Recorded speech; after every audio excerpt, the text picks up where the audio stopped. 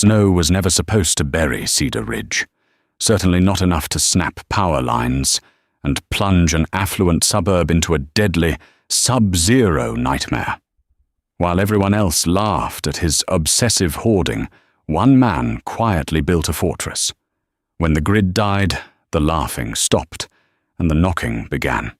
William Gallagher was not a doomsday prepper. He was a 52-year-old senior risk actuary for a major commercial insurance firm. His entire professional life was dedicated to calculating the probability of disasters and the cascading failures that followed them. He didn't rely on internet conspiracy theories. He relied on raw, unfeeling data. And by October of 2023, the data pointing toward a catastrophic vulnerability in the regional power grid during a severe winter event was no longer just a statistical anomaly. It was a glaring, flashing red light. Cedar Ridge was a picturesque, upper-middle-class enclave just outside of Austin, Texas. It was a neighborhood of sprawling, modern farmhouses, manicured lawns, and driveways filled with luxury SUVs and electric vehicles. The residents here were insulated by their wealth and the false security of modern convenience. To them, winter meant a few days of frost, perhaps a light dusting of snow that melted by noon, and an excuse to light their decorative gas fireplaces. When William began his preparations, the neighborhood didn't just notice, they made him the punchline of their jokes. It started with the firewood. In mid-October, when the Texas heat was still clinging to the upper 80s, a flatbed truck rumbled into the quiet cul-de-sac and dumped 4 full cords of kiln-dried seasoned oak onto William's pristine driveway. Greg Harmon, the self-appointed king of the neighborhood and president of the Cedar Ridge Homeowners Association, was the first to comment. Greg was a VP of marketing, a man whose life was built on optics. He watched from across the street, leaning against his freshly detailed Tesla Model S, shaking his head.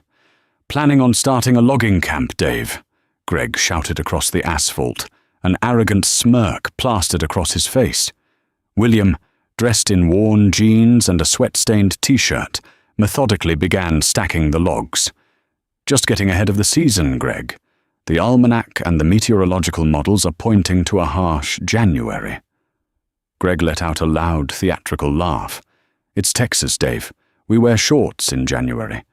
But hey, if the White Walkers come over the wall, we know whose house to run to." The mockery didn't stop there. Over the next 6 weeks, the deliveries to William's house became a daily spectacle. There was the 500-gallon auxiliary propane tank, buried discreetly in the backyard, but entirely visible during the 2 days of excavation.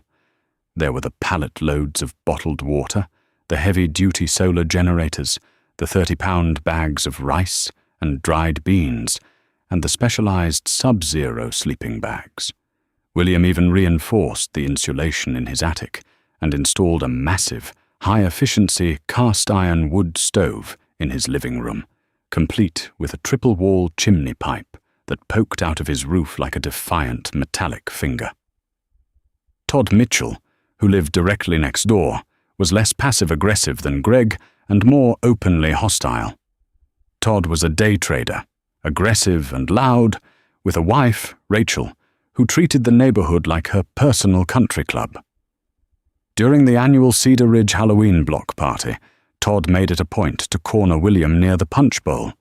Todd had had a few too many craft beers, and his voice carried over the music. "So Gallagher," Todd sneered, drawing the attention of several neighbors, including a sweet but terribly naive older widow named Brenda Linwood. "Rachel tells me you're hoarding toilet paper and canned chili. What's the big secret? Zombie apocalypse? EMP strike? Should I be digging a trench in my front yard?" The crowd chuckled. Brenda offered a sympathetic, almost pitying smile. "Oh, Todd, leave him be. William just likes to be prepared. My late husband used to keep a flashlight in every room." "A flashlight is one thing, Brenda," Todd said, gesturing wildly toward William's house. This guy is turning his place into a bunker. It's bringing down the property values. Honestly, Dave, it's a little unhinged." William remained completely calm. He took a sip of his sparkling water, looking directly into Todd's bloodshot eyes. "The state infrastructure is fragile, Todd. The grid is operating at maximum capacity during the summer, and it has almost no winterization safeguards. If a deep polar vortex dips far enough south, the demand for heating will instantly outstrip the supply. The grid won't just struggle, it will fail. And when it fails in sub-zero temperatures, the water treatment plants go down, the pipes burst, and the roads become impassable. I am simply insuring my life the same way you insure your car." Todd rolled his eyes, turning back to his friends. "Right. The sky is falling. Got it." 2 weeks later, William received a formal citation from the HOA. Greg Harmon had successfully pushed through a violation claiming William's woodpile, which was neatly stacked and covered with a heavy-duty tarp along the side of his house, was an eyesore and violated community aesthetic guidelines. The fine was $500 a month until it was removed. William didn't argue. He didn't write a letter of appeal. He simply mailed a check for $1,500 to cover the next 3 months, walked back into his house, and began testing his indoor catalytic propane heaters. He knew something they didn't. He didn't care about their laughter, and he didn't care about the fines. The models were locking in. The cold was coming. The shift in the weather didn't arrive with a dramatic clap of thunder. It crept in like a silent assassin. On the morning of February 11th, the local meteorologists began to change their tune. A sudden stratospheric warming event over the Arctic had effectively shattered the polar vortex, sending massive lobes of freezing, dense air plunging straight down the central plains of the United States. Initially, the news anchors reported it with a sense of novelty. "Bundle up, Austin. We might see some flurries." By February 13th, the novelty had vanished. The forecast showed an unprecedented temperature plummet, predicting lows of 5 degrees Fahrenheit, combined with severe ice storms. Panic buying swept through the city. Grocery store shelves were stripped bare of bread, milk, and bottled water within hours. Hardware stores sold out of pipe insulation and firewood before noon. In Cedar Ridge, a creeping unease began to settle over the cul-de-sac. Greg Harmon managed to secure 2 small bundles of gas station firewood, placing them proudly next to his decorative gas logs. Todd Mitchell posted on social media about how the hype was ridiculous and that everyone was overreacting. William Gallagher simply locked his doors, closed his thermal curtains, and started a modest fire in his cast-iron stove to establish a bed of coals. The nightmare began on Valentine's Day. It started with a freezing rain that fell for 6 hours straight. The rain didn't bounce. It coated everything in a thick, heavy glaze of clear ice. Tree branches bowed under the weight, groaning in the biting wind. Power lines sagged. Then, as the sun set, the temperature went into a free fall, dropping 35 degrees in 4 hours. The rain turned to heavy, blinding snow. At exactly 2:14 a.m. on February 15th, the grid died. There was no explosion, no flickering, just a sudden, terrifying plunge into absolute darkness. The low hum of refrigerators, the gentle whir of HVAC systems, the ambient glow of streetlights, all of it vanished, replaced by a deafening, unnatural silence. When the sun rose, weakly filtering through the dense grey clouds, Cedar Ridge woke up to a frozen hell. Inside Greg Harmon's sprawling farmhouse, the temperature had already dropped to 48 degrees and was steadily falling. His wife, Sarah, was wrapped in 3 luxury down comforters, shivering uncontrollably. "Greg, turn the heat on," Sarah yelled, her breath visible in the air of their master bedroom. "I can't," Greg snapped, frantically tapping the blank screen of their smart thermostat. The power is out. The whole neighborhood is out." "Well, start the fireplace." Greg ran to the living room and flipped the switch for the gas fireplace. Nothing happened. The electronic ignition required electricity to spark, and the municipal gas pressure was already dropping dangerously low due to frozen wellheads across the state. He tried to manually light it with a match, but there was no flow. Okay, let me get the car out. We'll go to a hotel," Greg said, his heart hammering against his ribs. He ran to the garage and pressed the button for the heavy, insulated door. Dead! He tried to pull the manual release cord, but the tracks were warped by the sudden freeze, and the sheer weight of the custom wooden door was too much for him to lift alone. Even if he could, his Tesla's battery, unconditioned in the freezing garage, had lost a massive chunk of its charge overnight, and the roads outside were a solid sheet of impassable ice. They were trapped. Next door, Todd Mitchell was facing a much more violent crisis. Todd had refused to leave his faucets dripping, dismissing the advice as an old wives' tale.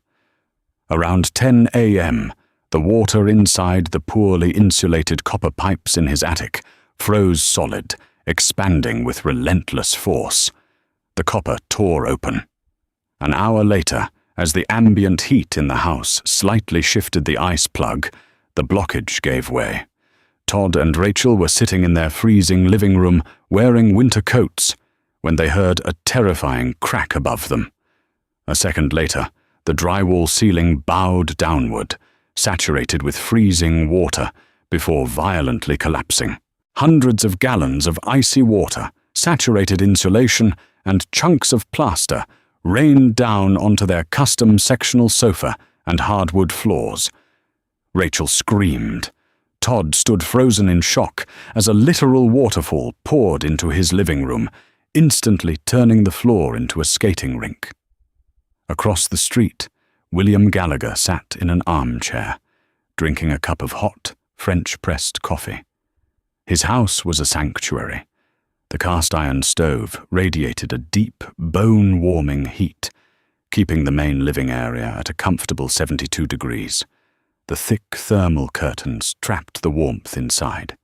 His indoor plumbing was safe, the pipes wrapped in heavy-duty foam, and he had 40 gallons of fresh water staged in his bathtubs just in case the municipal supply shut down, which he knew it would by nightfall. His multi-fuel generator sat silently in the garage. He didn't even need to turn it on yet, preferring to conserve fuel and rely on his battery banks to power his LED lanterns and radio. He walked to the window, pulling back a tiny corner of the insulated curtain to look out at the cul-de-sac. The neighborhood looked like a graveyard. Cars were entombed in ice. Massive oak branches had snapped off, crushing fences and blocking driveways. He saw Todd Mitchell run out onto his front porch, frantically waving his arms and slipping on the ice, screaming something into his phone, a phone that William knew likely had no cell service, as the local towers were running out of backup battery power. By the second night, the situation escalated from uncomfortable to deadly. The temperature plummeted to -2 degrees Fahrenheit. The silence of the neighborhood was now occasionally broken by the sharp, gunshot-like sounds of trees snapping and the distant wailing of sirens that could never reach them. Desperation began to take hold. People who had never experienced true cold, who had mocked the very idea of survivalism, were now staring down the reality of hypothermia in their own living rooms. William was awake at 1 a.m., reading a book by the light of a small lantern, when he heard a noise. It wasn't the wind. It was the distinct sound of metal grinding against metal. It was coming from his backyard. He quietly set his book down, slipped on his heavy boots, and grabbed a high-lumen tactical flashlight. He didn't own a firearm. He had always believed that rigorous preparation negated the need for violence. But he did have a heavy steel crowbar that he kept by the back door. He moved silently through the kitchen, the glow of the wood stove casting long shadows. He peered out the window toward the heavy-duty shed where he kept his excess food buckets and the overflow of his firewood. A dark figure was hacking frantically at the heavy master lock on the shed door with a claw hammer. William unlocked his back door, stepping out into the biting, brutal cold. The wind cut through his clothes instantly. He raised the flashlight and clicked it on. A blinding beam of pure white light pinned the figure against the shed. "Drop the hammer," William ordered, his voice echoing in the dead, frozen air. The figure flinched, shielding their eyes from the glare. The hammer slipped from trembling, frost-bitten fingers and clattered onto the ice. William kept the light steady. "Step away from the door." The person turned, shivering violently. It was Todd Mitchell. He was wearing 2 pairs of sweatpants, a designer ski jacket that was entirely unsuited for sub-zero survival, and a thin beanie. His face was pale, his lips tinged with blue, and his eyes were wide with a mix of terror and shame. "Dave." "William, please," Todd stammered, his teeth chattering so hard it sounded like castanets. "My house. The ceiling caved in. It's totally flooded. Everything is frozen. Rachel can't feel her toes. We're freezing to death in there." William lowered the light slightly, illuminating Todd's pathetic state. The arrogant, loud-mouthed day trader who had publicly humiliated him at the block party was gone. In his place was a broken, terrified man begging for his life in the dark. "I know you have wood, Dave," Todd pleaded, taking a step forward, tears freezing on his cheeks as they fell. "I saw the deliveries. I know you have heat. I was just going to borrow some wood, I swear." William looked at the claw hammer resting on the ice, then back at Todd. The reality of the situation hung heavy in the freezing air between them. The grid wasn't coming back anytime soon. This was just the beginning. "You don't have a fireplace, Todd," William said coldly. "What were you going to do with the wood? Start a fire on your flooded living room floor?" Todd sobbed, a pathetic, gut-wrenching sound. I don't know what to do." William stared at the discarded claw hammer resting on the sheer sheet of ice, then back at the shivering, broken man before him. His mind, wired by decades as an actuary for Munich Re, automatically calculated the variables. If Todd and Rachel froze to death in the house next door, the psychological burden would be permanent.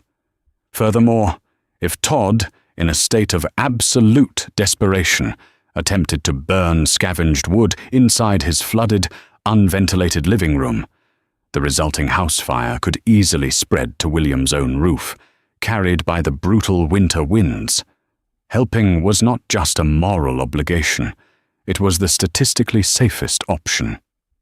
"Listen to me very carefully," William said, his voice cutting through the howl of the wind. "You cannot burn wood in a house without a chimney. You will die of carbon monoxide poisoning before the cold even gets you. You have exactly 5 minutes to go back inside, grab Rachel, and bring any dry sleeping bags or heavy blankets you own. Come to my front door." Todd let out a choked sob of relief, nodding frantically before slipping and scrambling back toward his dark, ruined home. 10 minutes later, William was ushering them into his mudroom. Rachel was in the early stages of hypothermia. Her lips were violently blue, her speech was slurred, and she was no longer shivering. A dangerous medical red flag. William immediately initiated his protocols. He didn't rush her directly next to the blazing cast-iron stove, knowing that rapid rewarming could cause shock. Instead, he seated her on the far side of the living room, wrapping her in a thermal mylar blanket beneath her damp coat, and handed Todd a thermos of lukewarm, high-calorie chicken broth he had prepared on his propane camp stove. "Sip it slowly," William instructed. "Do not let her chug it." Todd sat on the edge of a chair, his hands shaking so violently he could barely hold the cup. He looked around the dimly lit room. It was 70 degrees. The ambient glow of the battery-powered LED lanterns revealed neat stacks of firewood, orderly bins of supplies, and an environment completely insulated from the apocalypse outside. The contrast to his own destroyed, freezing mansion was a heavy, unspoken humiliation. "William, I don't know how to repay you," Todd whispered, his eyes fixed on the floor. "I was so wrong. We were all so wrong." "Save your energy, Todd," William replied, methodically logging the fuel consumption of his wood stove in a small notebook. "The freeze isn't over. ERCOT is projecting the grid will remain down for at least another 48 hours. The water treatment plants have failed. We are entirely on our own." By the morning of day 3, the temperature outside was -4. The neighborhood was a tomb. The sound of bursting pipes echoed sporadically through the cul-de-sac like distant gunfire. At 9 a.m., a heavy, rhythmic pounding rattled William's front door. William checked the security camera monitor, powered by his solar battery bank. It was Greg Harmon. The HOA president was wrapped in a tailored wool overcoat, a ski mask pulled up over his nose, holding a metal tire iron. William unlocked the deadbolt and cracked the door, leaving the heavy steel security chain engaged. A blast of agonizingly cold air rushed into the foyer. "William, open the door," Greg demanded. His voice was hoarse, but it still carried the arrogant, entitled cadence of a man used to giving orders in boardrooms. "My house is at 28 degrees. Sarah is sick. I saw Todd coming out of your house to grab things from his garage. I know you're taking people in." "I took Todd and Rachel in because their ceiling collapsed," William said calmly. "What do you want, Greg?" "I am the president of the Cedar Ridge Homeowners Association," Greg snapped, his breath billowing in thick white clouds. "Under extreme emergency bylaws, I am officially declaring your residence a designated community warming center. You have the resources. You are obligated to share them. Now open the door, or I will use this tire iron to force it." William's expression didn't change. He looked at the heavy iron bar in Greg's gloved hand, then looked the man directly in the eyes. "Greg, there is no HOA right now," William stated, his voice devoid of emotion. "There are no bylaws. There is only physics and thermodynamics. If you swing that iron at my door, I will view it as a hostile threat to my security and the security of the people inside, and I will defend this property. Do you understand?" Greg hesitated, the bravado cracking as the freezing wind whipped across his face. "You fined me $1,500 for the firewood you are now demanding I use to keep you warm," William continued relentlessly. "Your pride is going to get your wife killed. So I will make you a one-time offer. You can bring Sarah here. I have a space cleared in the hallway. But you leave the tire iron on the porch, you leave your title at the door, and while you are under my roof, you will follow my rationing rules to the letter. Yes or no?" Greg's shoulders slumped. The tire iron slipped from his grip, clanking loudly against the frozen concrete. "Yes," he whispered, defeated. "Please." While Greg went to retrieve his wife, William's mind shifted to the most vulnerable resident on the street. Brenda Linwood. She hadn't been seen since the storm began. Leaving Todd in charge of feeding exactly 2 logs into the stove every hour, William geared up. He put on his extreme weather parka, insulated bibs and ice cleats.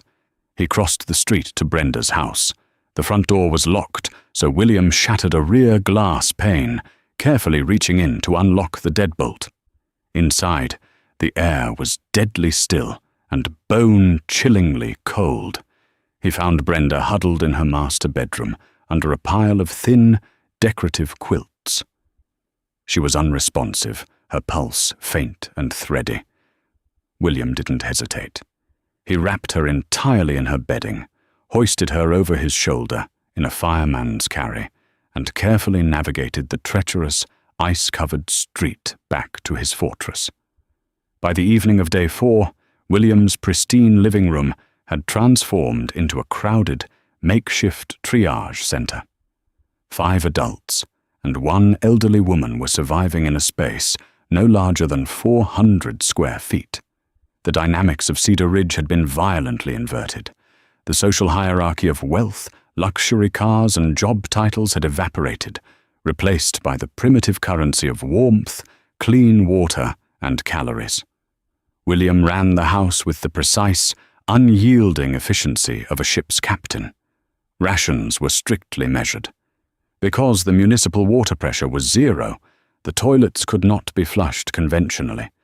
It was Todd, the loud, aggressive day trader, who was assigned the task of carrying buckets of melted snow from the backyard to manually flush the master bathroom toilet. He did it without a single complaint. Greg Harmon, stripped of his authority, sat quietly in the corner for most of the day, feeding small pieces of kindling into the stove under William's watchful eye. His wife, Sarah, spent her time tending to Brenda, spooning warm rice and beans into the older woman's mouth until she finally regained full consciousness and color. That night, as the wind howled a terrifying symphony against the reinforced windows, the group sat in a circle around the dull orange glow of the cast-iron stove. "I laughed at you," Greg said softly, breaking a long silence. He was staring into the flames. "I literally stood in my driveway and mocked you while you built the only thing that ended up mattering." "People naturally reject what frightens them," William replied, adjusting the damper on the stovepipe. "Accepting that the system could fail meant accepting that your money couldn't protect you. It's a terrifying realization. I didn't prepare because I wanted the world to end, Greg. I prepared because I knew human infrastructure is fragile." "My house is ruined," Todd chimed in, his voice hollow. "The floors are buckling. The drywall is saturated. It's going to take months to rebuild." "But you are breathing," Brenda whispered from her makeshift bed on the sofa. "Thanks to William. You can buy new hardwood floors. You cannot buy a new life." On the morning of day 5, the brutal grip of the polar vortex finally began to loosen. The temperature crept above freezing, hitting 36 degrees. The relentless wind died down to a gentle breeze. At exactly 2:14 p.m., a distant, heavy thump echoed across the valley. It was the sound of a massive electrical substation coming back online. A moment later, the smart thermostat on William's wall beeped. The microwave in the kitchen let out a sharp chime. The grid was back. A collective, shuddering exhale swept through the room.